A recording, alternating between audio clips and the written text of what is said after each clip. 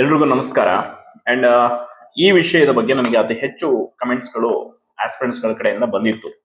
ಅದು ಯಾವುದು ಅಂತಂದ್ರೆ ಮೋಟಾರ್ ವೆಹಿಕಲ್ ಇನ್ಸ್ಪೆಕ್ಟರ್ RTO ಏನು ನೋಟಿಫಿಕೇಶನ್ ಆಗಿ ಎಕ್ಸಾಮ್ ಆಗಿ ಇನ್ನೇನು ರಿಸಲ್ಟ್ ಬರಬೇಕಿತ್ತು. ಸೊ ಆ ಟೈಮಲ್ಲಿ ರೀನೋಟಿಫಿಕೇಶನ್ ಅನ್ನ ಮಾಡಿದ್ದಾರೆ. ಸೊ ಈ ಒಂದು ರೀನೋಟಿಫಿಕೇಶನ್ ಆಗಿರೋದ್ರಿಂದ ಎಷ್ಟೋ ಜನ ಆಸ್ಪಿರೆಂಟ್ಸು ಗಾಬರಿ ಆದ್ರು ಅಂಡ್ ಆತಂಕಕ್ಕೊಳಗಾದ್ರು. ನಮಗೆ ಫಲಿತಾಂಶವನ್ನ ಕೊಡಿ ಅಂತೇಳಿ ತುಂಬಾ ಹೋರಾಟ ಮಾಡಿ ನಮ್ಮ ಹತ್ರ ಒಂದಿಷ್ಟು ಜನ ಆಸ್ಪಿರೆಂಟ್ಸ್ ತಂಡ ತಾವೇ ಕ್ಯಾಟ್ಗೆ ಒಂದು ಕೇಸನ್ನು ಕೂಡ ಫೈಲ್ ಮಾಡ್ತಾರೆ. ಈ ಒಂದು ಮೋಟರ್ ವೆಹಿಕಲ್ ಇನ್ಸ್ಪೆಕ್ಟರ್ ನೋಟಿಫಿಕೇಶನ್ ಅನ್ನ ಕಂಟಿನ್ಯೂಯೇಷನ್ ಮಾಡೋದಕ್ಕೋಸ್ಕರ. ಸೊ ನೋಡಿ, ಇಲ್ಲಿ ನಾನು ಕ್ಯಾಟ್ಗೆ ಯಾರೆಲ್ಲ ಹೋಗಿದ್ರಲ್ಲ, ಪಾಪ ಅವರ ವಯಸ್ಸುಗಳು ನೋಡಿದ್ರೆ 33 ವರ್ಷ 34 ವರ್ಷ, ಇನ್ನೇನು ಕೊನೆಯ ಅಟೆಂಪ್ಟ್ ಇರುವಂತದ್ದು. ಅವರಿಗೆ ಏನೋ ಒಂದು ಹೋಪ್ ಮೇಲೆ ಪರೀಕ್ಷೆಯನ್ನ ಬರೆದು ಸ್ಕೋರ್ ಅನ್ನ ಮಾಡ್ಬಿಟ್ಟು ಈಗ ಫಲಿತಾಂಶ ಕಾಯ್ತಾ ಇದ್ರು. ಬಟ್ ಅದು ಒಳ ಮೀಸಲಾತಿ ಅನ್ವಯಿಸಿ ಮರು ಅಧಿಸೂಚನೆ ಹೊರಡಿಸ್ಬೇಕಂತೇಳಿ ಮಾಡಿದ್ರು. ನನಗೆ ಒಂದು KPSC ಮತ್ತು ಸರ್ಕಾರದಲ್ಲಿ ಅರ್ಥ ಆಗ್ತಾ ಇರುವಂತದ್ದು, ನೂರಾರು ಕೇಸ್ ಇರುವಂತ, ಅಂದ್ರೆ ಬಾಯಿ ಮಾತಲ್ಲಿ ಹೇಳ್ತಿರೋ ನೂರಾರು ಕೇಸ್ ಅಂತ, ನೂರಾರಿಲ್ಲ, ಒಟ್ಟಿನಲ್ಲಿ ಕೇಸ್ ಇರುವಂತದ್ದು. ಯಾವುದು KAS ಆಗಿರ್ಬೋದು, ಬೇರೆ ಬೇರೆ ನೇಮಕಾತಿಗಳನ್ನ, ಇವ್ರು ಯಾವ್ದನ್ನು ಸಮಸ್ಯೆ ಇರುವಂತ ನೋಟಿಫಿಕೇಶನ್ಗಳನ್ನ ರಿನೋಟಿಫಿಕೇಶನ್ ಮಾಡಿಲ್ಲ. ಸ್ಕ್ಯಾಮ್ ಆಗಿದೆ ಅಷ್ಟೆಲ್ಲ ಹೋರಾಟ ಮಾಡಿದ್ರು. PDO ಅದನ್ನ ಮಾಡಿ ಅಂದ್ರೆ ಮಾಡಲಿಲ್ಲ. ಬಟ್ ಇಲ್ಲಿ ಮೋಟರ್ ವೆಹಿಕಲ್ ಇನ್ಸ್ಪೆಕ್ಟರ್ ಯಾಕೆ ಮಾಡಿದ್ರು ಅನ್ನೋದು ಆಶ್ಚರ್ಯ. ಅದ್ರ ಒಳಗಡೆ ಇಂಟರ್ನಲ್ ಆಗಿ ಏನೇನಿದೆ ಸಮಸ್ಯೆ ಅನ್ನೋದು ಗೊತ್ತಿಲ್ಲ. ಅಂದ್ರೆ ಯಾರಿಗೆ ಏನ್ ಹಂಚಿಕೆ ಆಗ್ಬೇಕಾಗಿತ್ತು, ಏನ್ ಸರಿಯಾಗಿ ದಕ್ಷಿಣ ಸಿಗ್ಲಿಲ್ವೋ ಏನೋ ಗೊತ್ತಿಲ್ಲ. ಬಟ್ ಅವರವರ ಸ್ವಾರ್ಥಕ್ಕೆ ಇಲ್ಲಿ ಪರೀಕ್ಷೆ ಬರೆದಂತ ಅಭ್ಯರ್ಥಿಗಳ ಭವಿಷ್ಯವನ್ನ ಬಲಿ ಕೊಡ್ತಾ ಇರುವಂತದ್ದು ಸರಿಯಲ್ಲ. ನೋಡಿ, ಈ ಕ್ಯಾಟ್ ಅಲ್ಲಿ ಕೇಸ್ ಹಾಕಿದ್ಮೇಲೆ ಕ್ಯಾಟ್ ಅಲ್ಲಿ ಒಂದು ಆರ್ಡರ್ ಆಗಿದೆ. ಸೊ ಏನಂತ ಆರ್ಡರ್ ಆಗಿದೆ, ಲಾಸ್ಟ್ ಮೇನ್ ಪ್ಯಾರಾಗ್ರಾಫ್ ಅಲ್ಲಿ ಹೇಳಿರುವಂತದ್ದು, ಅದು ಏನು 27/2/2026 ಒಂದು ಗೌರ್ಮೆಂಟ್ ಆರ್ಡರ್, ಅದೊಂದು ಸರ್ಕ್ಯುಲರ್ ಇರುತ್ತೆ. ಆ ಸರ್ಕ್ಯುಲರ್ ಪ್ರಕಾರ ಇಲ್ಲವ್ರು ಏನ್ ಹೇಳಿದಾರೆ ಅಂತಂದ್ರೆ, ಸರ್ಕಾರದ ಒಂದು ನಿರ್ದೇಶನದಂತೆ ನೀವು ಕಂಟಿನ್ಯೂಯೇಷನ್ ಮಾಡಬಹುದು ಈ ಪ್ರೊಸೆಸ್ ಅನ್ನ. ಸೊ ಅದಕ್ಕೆ ವಿತಿನ್ 15 days ಒಳಗಡೆ ರೆಸ್ಪಾನ್ಸ್ ಮಾಡ್ಬೇಕಂತ ಹೇಳಿದ್ರು. ಬಟ್ ಸರ್ಕಾರ KT ಆದೇಶವನ್ನ ಯಾವತ್ತೂ ಕೂಡ ಸರಿಯಾಗಿ ಪಾಲಿಸಿದ್ದನ್ನು ನೋಡಿಲ್ಲ. ಇವನ್ KPSC ಅಂಡ್ ಸರ್ಕಾರ ಹೆಂಗಾಗಿದೆ ಅಂದ್ರೆ, KT ಏನೋ ಸುಮ್ಮನೆ ತೀರ್ಪು ನೀಡ್ಬೇಕಂತ ನೀಡುತ್ತೆ, ನಾವು ಅದನ್ನ ಹೈಕೋರ್ಟ್ಗೆ ಹೋಗ್ತೀವಿ, ಮೇಲ್ಮನವಿ ಮಾಡಿ. ಈಗ ಲಾಸ್ಟ್ ಟೈಮ್ KS ಟೈಮ್ ಅಲ್ಲಿ 56% ಮಾಡಿ ಆ ರೋಸ್ಟರ್ ರೆಡಿ ಮಾಡಿರುವಂತದ್ದು, ಅದೆಲ್ಲ ಸಮಸ್ಯೆ ಆಗಿ KS ನೋಟಿಫಿಕೇಶನ್ ಮೇಲೆ ಕೇಸ್ ಇತ್ತು, ಮಧುವರ ಪ್ರಕರಣ. ಅಲ್ಲೂ ಕೂಡ ಫ್ರೆಶ್ ನೋಟಿಫಿಕೇಶನ್ ಮಾಡಿ ಅಂತ ಆರ್ಡರ್ ಕೊಟ್ಟರು. ಅದನ್ನ ಮೇಲ್ಮನವಿ ಹೈಕೋರ್ಟ್ಗೆ ಹೋದ್ರು. ಹೈಕೋರ್ಟ್ ಅಲ್ಲಿ ಇವನ್ ಕೇಸ್ ನಡೀತಾ ಇದೆ. ಸೊ June 15 ಫೈನಲ್ ಇದೆ. ಬಟ್ ಇಲ್ಲಿ ನೋಡಿ, ಮೋಟರ್ ವೆಹಿಕಲ್ ಇನ್ಸ್ಪೆಕ್ಟರ್ ಅಲ್ಲಿ ಆರ್ಡರ್ ಆಗಿದ್ರು ಕೂಡ ಇವನ್ ಇವತ್ತಿನವರೆಗೂ ಅದಕ್ಕೆ ಏನೋ ರೆಸ್ಪಾನ್ಸ್ ಇಲ್ಲ. KPSC ಇಂದಾನು ಇಲ್ಲ, ಸರ್ಕಾರದಿಂದನೂ ಇಲ್ಲ. ಬಟ್ ಒಳಗಡೆ ನನಗಿರುವಂತ ಮಾಹಿತಿ, ಒಳಗೊಳಗೆ ಇವರು ಮರು ಅಧಿಸೂಚನೆಗೆ ತಯಾರಿಯನ್ನು ಮಾಡ್ತಾ ಇದ್ದಾರೆ ಅಂತ. ಬಟ್ ಒಂದಿಷ್ಟು ಜನ ಆಸ್ಪಿರೆಂಟ್ಸ್ KPSC ಕಾರ್ಯದರ್ಶಿ ಅವ್ರನ್ನ ಮೇಡಮ್ನ ಭೇಟಿಯಾಗಿದ್ವಿ, ಅವ್ರು ರಿಸಲ್ಟ್ ಬಿಡ್ತೀವಿ ಅಂತ ಹೇಳಿದ್ದಾರೆ ಅಂತ.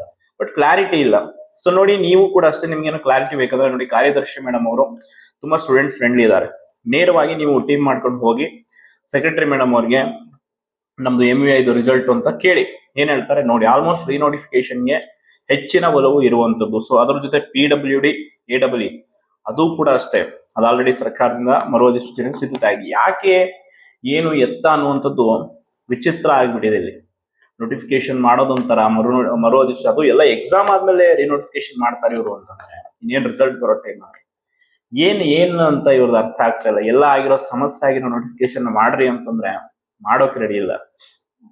ಈಗ ಉಳಿದಿರೋ ಆಪ್ಷನ್ ಒಂದೇ, ಹೈಕೋರ್ಟ್ಗೆ ಮೇಲ್ಮನವಿಯನ್ನ ಹಾಕೋಬಹುದು ಯಾರಾದ್ರೂ ರೆಡಿ ಇದ್ರೆ. ಈ ಆದೇಶವನ್ನ ಇಟ್ಕೊಂಡು ಈ ರೀತಿ ಬಂದಿರೋದೆ. ಸೊ ಹೈಕೋರ್ಟ್ಗೆ ಹೋಗ್ಬೋದು. ಹೈಕೋರ್ಟ್ಗೆ ಹೋಗಿ ನೀವು ರಿಸಲ್ಟ್ಸ್ ಅನ್ನ ಕೇಳ್ಬೋದು. ಯಾಕಂದ್ರೆ ಅವಕಾಶ ಇದೆ, ಕಾನೂನಿನಲ್ಲಿ ಎಲ್ರಿಗೂ ಸಮಾನವಾದಂತ ಅವಕಾಶ ಇದೆ. ಅವ್ರವ್ರ ಪ್ರಯತ್ನವನ್ನು ಅವ್ರು ಮಾಡ್ಬೋದು. ಯಾಕಂದ್ರೆ ನಾನು ಕಷ್ಟಪಟ್ಟು ಪರೀಕ್ಷೆ ಬರೆದಿದ್ದು ನನಗೆ ಫಲಿತಾಂಶ ಬೇಕು ಅನ್ನೋರು ಹೋರಾಟ ಮಾಡ್ಲೇಬಹುದು. ಅದಕ್ಕೆ ಯಾರು ಬೇಡ ಅನ್ನೋದಕ್ಕಾಗಲ್ಲ. ಅಂಡ್ ಇದರಲ್ಲೂ ಒಂದಿಷ್ಟು ಕೆಲವು ಜನ ಆಟ ಆಡಿದ್ದಾರೆ. ಮೋಟರ್ ವೆಹಿಕಲ್ ಇನ್ಸ್ಪೆಕ್ಟರ್ ಅಲ್ಲಿ ನ್ಯಾಯ ಕೊಡಿಸೋನೆ ಬದಲು ಅರ್ಧಂಬರ್ಧ ಇದನ್ನ ಅಲ್ಲಿಗೆ ಕೈ ಬಿಟ್ಟು ಹೊರಟು ಹೋಗಿದ್ದಾರೆ. ಸೊ ಅವ್ರು ಏನಾದ್ರು ಮಾಡ್ಕೊಳ್ಳಿ. ಬಟ್ ಆಸ್ಪಿರೆಂಟ್ಸ್ ಗಳಿಗೆ ಪಾಪ ಯಾರ್ಯಾರು ಇದ್ರು, ಫೈಲ್ ಮಾಡ್ಕೊಂಡಿದ್ರು ಕೇಸ್ನ. ಸೊ ಅವರು ನನ್ನ ಹತ್ರ ಕೆಲವರು ಹೇಳ್ಕೊಂಡ್ರು, ತುಂಬಾ ಏನೇನೋ ಮಾಡಿ ಸ್ಟ್ರಗಲ್ ಮಾಡಿ ನಾವೆಲ್ಲ ಫೈಟ್ ಮಾಡಿದ್ವಿ, ಬಟ್ ಸದ್ಯಕ್ಕೆ ಹಿಂಗ್ ಆಗಿದೆ ಪರಿಸ್ಥಿತಿ ಅಂತ. PWD AEE ಕೇಸ್ ಹಾಕಿರೋ ಬಗ್ಗೆ ನನಗೆ ಯಾವ್ದು ಮಾಹಿತಿ ಇಲ್ಲ. ಬಟ್ ಮೋಟರ್ ವೆಹಿಕಲ್ ಇನ್ಸ್ಪೆಕ್ಟರ್ ಅಂತೂ ಆರ್ಡರ್ ಕಾಪಿನೇ ಇದೆ ಕೈಯಲ್ಲಿ, ಕ್ಯಾಟ್ದು. ಸೊ ಆಯ್ತಾ, ಇದರಲ್ಲಿ ತುಂಬಾ ನೀಟಾಗಿ ಮೆನ್ಷನ್ ಮಾಡಿದ್ದಾರೆ ಏನೇನಾಗಿದೆ. ಸೊ ಇದೆಲ್ಲ ದಯವಿಟ್ಟು ನೋಡಿ. ಇಷ್ಟು ಇರುವಂತದ್ದು ವಿಷಯ. ತುಂಬಾ ಜನ ಅದನ್ನ ಕೇಳ್ತಾನೆ ಇದ್ರಿ, ಮೋಟರ್ ವೆಹಿಕಲ್ ಇನ್ಸ್ಪೆಕ್ಟರ್ ರಿಸಲ್ಟ್ ಬಿಡಿಸಿ, ರಿಸಲ್ಟ್ ಬಿಡಿಸೋದನ್ನೋದಕ್ಕಿಂತ ಇಲ್ಲಿ ರೀತಿ ಇದೆ process. So in case KPSC ಅವರು ಸರ್ಕಾರದ ರಿನೋಟಿಫಿಕೇಶನ್ ಮಾಡಲೇಬೇಕು ಅಂತ ನಿರ್ಧಾರ ಮಾಡಿದ್ರೆ, ನಿಮಗೆ ಫಲಿತಾಂಶ ಬೇಕು ಅನ್ನುವಂಥದ್ದಿದ್ರೆ ನೀವು ಮುಂದಿನ ಫರ್ದರ್ ಪ್ರೊಸೆಸ್ಗೆ ಹೋಗ್ಬೋದು. ಅದೇನು ಸಮಸ್ಯೆ ಇಲ್ಲ. ಬಟ್ ಇಲ್ಲಿ ಸರ್ಕಾರ ಯಾಕೆ ಈ ರೀತಿಯಾಗಿ ವರ್ತಿಸುತ್ತೆ, ಅದು ಎಸ್ಪೆಷಲಿ ಓಕೆ ಒಳ ಮೀಸಲಾತಿ ಅನ್ವಯಿಸಿ ಮಾಡುವಂಥದ್ದು ಓಕೆ, ಬಟ್ ಪರೀಕ್ಷೆ ಆಗಿ ಫಲಿತಾಂಶ ಬಿಡೋ ಹೊತ್ತಲ್ಲಿ ಇಲ್ಲ ಮೊದಲೇ ನೀವು ಲ್ಯಾಂಡ್ ಸರ್ವೆ ರೀತಿ ಅಪ್ಲಿಕೇಶನ್ ಹಾಕಿ ನೇನು ಮುಗೀತಿತ್ತು ಆ ಟೈಮಲ್ಲಿ ಮಾಡಿದ್ರೆ ಓಕೆ, ಬಟ್ ಎಲ್ಲ ಆದ್ಮೇಲೆ ಈ ರೀತಿ ಮಾಡಿರುವಂಥದ್ದು ನಿಜಕ್ಕೂ ಕೆಲವೊಂದು ಆಸ್ಪಿರೆಂಟ್ಸ್ ಗಳಿಗೆ ಈಗ ನೋಡಿ ಕೊನೆ ಅವಕಾಶ, ಅವರಿಗೆ ಮತ್ತೆ ಪರೀಕ್ಷೆ ಬರೀತೀನಿ ಅಂತ ಚಾನ್ಸಸ್ ಇಲ್ಲ. ಎಷ್ಟೋ ಅಟೆಂಪ್ಟ್ ಟ್ರೈ ಮಾಡಿ ಬೇರೆ ಬೇರೆ ಎಕ್ಸಾಮ್ಸ್ ಲಾಸ್ಟ್ ಇದ್ರಲ್ಲಿ ಏನೋ ಒಂದು ಒಳ್ಳೆ ಸ್ಕೋರ್ ಆಗಿದೆ, ಸೊ ಏನೋ ಒಂದು ಭರವಸೆ ಇತ್ತು ಅಂತ ಕಾಯ್ತಾ ಇದ್ರು. ಈಗ ಅವರಿಗೆ ಆ ಭರವಸೆನ ಉಳ್ಕೊಂಡಿಲ್ಲ. ಇನ್ನೊಂದು KPSC ಮತ್ತು KPTCL ನ ಟೆಕ್ನಿಕಲ್ ಪೋಸ್ಟ್ಗಳು, ನಾನ್ ಟೆಕ್ನಿಕಲ್ AE JE ಈ ಪೋಸ್ಟ್ಗಳ ಕುರಿತಾಗಿ ತುಂಬಾ ಜನ ರಿಕ್ವೆಸ್ಟ್ ಮಾಡಿದ್ರಿ. ಅಂದ್ರೆ ಸಿವಿಲ್ ರೆಕ್ರೂಟ್ಮೆಂಟ್ AE RPC ಅಲ್ಲಿ, RDPR ಅಲ್ಲಿ, ವಾಟರ್ ರಿಸೋರ್ಸ್ ಡಿಪಾರ್ಟ್ಮೆಂಟ್ ಅಲ್ಲಿ, ಮಿನಿ ಇರಿಗೇಷನ್ ಅಲ್ಲಿ, ಈ ರೀತಿ ಮುನ್ಸಿಪಾಲಿಟಿ ಅಂಡ್ ಇದರಲ್ಲಿ ಯಾವ್ಯಾವ ಹುದ್ದೆಗಳು ಎಷ್ಟೆಷ್ಟಿದೆ ಅಂತ ಲಿಸ್ಟ್ ಕಳಿಸಿದೀರಾ. ಸೊ ಅದನ್ನ ನೀವು ಪಾಲಿಟೆಕ್ನಿಕ್ ಆಗಿರ್ಬೋದು, ಪಾಲಿಟೆಕ್ನಿಕ್ ಗೌರ್ಮೆಂಟ್ ಕಾಲೇಜಲ್ಲಿ GPT lecturers, assistant professors 2000 post FD approval ಆಗಿರುವಂಥದ್ದು. ಸೊ ಇದೆಲ್ಲ ಲಿಸ್ಟ್ ಕಳಿಸಿದ್ದೀರಾ. ಸೊ ಇದರ ಕುರಿತಾಗಿ ಮುಂಬರುವ ದಿನಗಳಲ್ಲಿ ಸಂಬಂಧಪಟ್ಟ ಇಲಾಖೆಗಳಿಗೆ ಭೇಟಿ ಕೊಟ್ಟು, ಅಂದ್ರೆ ಹೌಸಿಂಗ್ ಬೋರ್ಡ್ ಅಲ್ಲಿ A ಮತ್ತು JE ಎಷ್ಟಿದೆ, BBMP ಇದು RDB ಲಿಸ್ಟ್ ಎಲ್ಲ ಇದೆ. ಸೊ ಅದ್ರ ಪ್ರಕಾರ ನಾವು ಅದು ಫಾಲೋ ಅಪ್ ಮಾಡಿ ನೋಟಿಫಿಕೇಶನ್ ಆಗೋವರೆಗೂ ಅದನ್ನ ಒಂದು ಪ್ರತಿದಿನ ಅಂದ್ರೆ ಯಾವ್ಯಾವ ಇಲಾಖೆಗಳಲ್ಲಿ ಎಷ್ಟೆಷ್ಟು ಅಪ್ರೂವ್ ಆಗಿದೆ ಅದನ್ನೆಲ್ಲ ಸಂಬಂಧಪಟ್ಟ ಅಧಿಕಾರಿಗಳಿಗೆ ಮಾಹಿತಿ ಕೊಟ್ಟು ಅದರ ಒಂದು ಫಾಲೋ ಅಪ್ ಮಾಡಿ ಆ ನೋಟಿಫಿಕೇಶನ್ ಮಾಡಿಸುವಂತ ಕೆಲಸವನ್ನ ನಾವು ಮಾಡ್ತೀವಿ. ಸೊ ಅದನ್ನ ತುಂಬಾ ಜನ ಕೇಳ್ಕೊಂಡಿದ್ರು. ಯಾಕೆಂದ್ರೆ ಪಾಪ ಇಲ್ಲಿ ಬರೀ ಎಲ್ಲರೂ ಟೀಚರ್ಸ್ ರೆಕ್ರೂಟ್ಮೆಂಟ್, PC, PSI ಇದ್ರ ಕಡೆನೆ ಜಾಸ್ತಿ ಕಾನ್ಸಂಟ್ರೇಟ್ ಮಾಡ್ತಾರೆ ಹೊರತು ಇಲ್ಲಿ ಪ್ರಮುಖವಾಗಿ ಬೇರೆ ಬೇರೆ ಸಿವಿಲ್ ಇಂಜಿನಿಯರ್ಸ್ ಆಗಿರ್ಬೋದು, ಬೇರೆ ಬೇರೆ ಮೆಕ್ಯಾನಿಕಲ್ ಇಂಜಿನಿಯರ್ಸ್ಗೆ ಸಂಬಂಧಪಟ್ಟ ಹುದ್ದೆಗಳಿದೆ. ಸೊ AE JE ಹುದ್ದೆಗಳೆಲ್ಲ. ಸೊ ಅದ್ರ ಕುರಿತು ಯಾರು ಮಾತಾಡ್ತಾ ಇಲ್ಲ, ಅದ್ರ ಬಗ್ಗೆ ಯಾರು ಮಾಹಿತಿ ಕೊಡ್ತಾ ಇಲ್ಲ ಅಂತ ಕೇಳಿದ್ರೆ, ಸೊ ಅದಕ್ಕೆ ನಾವು ಯಾವ್ದಾವ್ದು ಅಪ್ರೂವ್ ಆಗಿದೆ FD ಅಂದ್ರೆ ಫಿನಾನ್ಸ್ ಡಿಪಾರ್ಟ್ಮೆಂಟ್ ಇಂದ ಅಪ್ರೂವ್ ಆಗಿದೆ, ಎಷ್ಟು ಹುದ್ದೆ ಇದೆ ಏನು ಅಂತ ಒಂದು ಮಾಹಿತಿ ಪಡೆದಿದ್ದೀವಿ.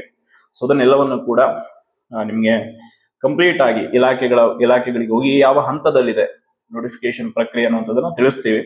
ಸೊ ಒಟ್ಟಾರೆ ನೋಡಿ, ಮೋಟರ್ ವೆಹಿಕಲ್ ಇನ್ಸ್ಪೆಕ್ಟರ್ ಆಸ್ಪಿರೆಂಟ್ಸ್ಗೆ ನಾನು ಇರೋ ಫ್ಯಾಕ್ಟ್ ಹೇಳ್ಬಿಟ್ಟಿದ್ದೀನಿ. ಸದ್ಯಕ್ಕೆ AT ಆಗಿದೆ, ಬಟ್ ಅಲ್ಲಿ ಸರ್ಕಾರದೊಳಗಡೆ ರಿನೋಟಿಫಿಕೇಶನ್ಗೆ ತಯಾರಿ ಇದೆ. ಇನ್ನು ಉಳಿದಿದ್ದು ನಿಮಗೆ ಬಿಟ್ಟಿದ್ದು. ನಿಮಗೆ ಫಲಿತಾಂಶ ಬೇಕು ಅನ್ನೋದಾದ್ರೆ ಫೈಟ್ ಮಾಡ್ಬೇಕಾಗುತ್ತೆ. ಯಾಕಂದ್ರೆ ಕೊನೆ ಅವಕಾಶ ಇರುವಂತವ್ರಿಗೆ, ಅದು ಪರೀಕ್ಷೆ ಬರೆದವ್ರಿಗೆ ಆ ನೋವು ಗೊತ್ತಿರುತ್ತೆ, ಕಷ್ಟಪಟ್ಟು ಓದಿ ಶ್ರಮ ಹಾಕಿ. ಇನ್ನು ಈ ಕರಪ್ಷನ್ ವಿಷಯದಲ್ಲೂ ಕೂಡ ಅಲ್ಲಿ MUA ಅಲ್ಲಿ ಏನೋ ಒಂದು ಆಗಿರಬಹುದು ಅನ್ನುವಂಥದ್ದು ಇದೆ. ಬಟ್ ಕರಪ್ಷನ್ ಆಗಿದೆ ಅನ್ನೋದಕ್ಕೆ ಅದ್ರ ಬಗ್ಗೆ ಯಾವ್ದು ಸುದ್ದಿ ಆಗಿಲ್ಲ, ಏನೂ ಇಲ್ಲ. ಬಟ್ ಒಳಗೊಳಗೆ ಇವ್ರು ಯಾಕೆ ಈ ರೀತಿಯಾಗಿ ಅದು ಎಕ್ಸಾಮ್ ಆದ್ಮೇಲೆ ರಿನೋಟಿಫಿಕೇಶನ್ ಮಾಡೋದಕ್ಕೆ ಇದು ಮಾಡಿದ್ರು, ಅದನ್ನ ಯಾಕೆ ಆ ಸುತ್ತೋಲೆ ಅನುಸಾರವಾಗಿ ಅದನ್ನ ತಗೊಂಡ್ರು, ಏನೇನಾಯ್ತು ಅನ್ನುವಂಥದ್ದು ನೀವು ಕ್ಲಾರಿಟಿ. ಯಾಕಂದ್ರೆ ಈಗ RTI ಕೂಡ ತುಂಬಾ ಜನ ಹಾಕಿದ್ದಾರೆ MUA ಇದು ಏನಾಯ್ತು ಪ್ರೊಸೆಸ್ ಅಂತ, ಬಟ್ ಅದ್ರ ಬಗ್ಗೆ ಸರಿಯಾದ ರಿಪ್ಲೈಯನ್ನ RTI ಕೂಡ ಕೊಟ್ಟಿಲ್ಲ. ಸೊ ಅದನ್ನು ಕೂಡ ನಾನು ನಿನ್ನೆ ನೋಡಿದೆ. ಅದಕ್ಕೆ ಇರೋ ವಿಷಯವನ್ನು ತಿಳಿಸಿದ್ದೀನಿ. ಮುಂದಿನದು ನಿಮಗೆ ಬಿಟ್ಟಿದ್ದು. ಧನ್ಯವಾದಗಳು.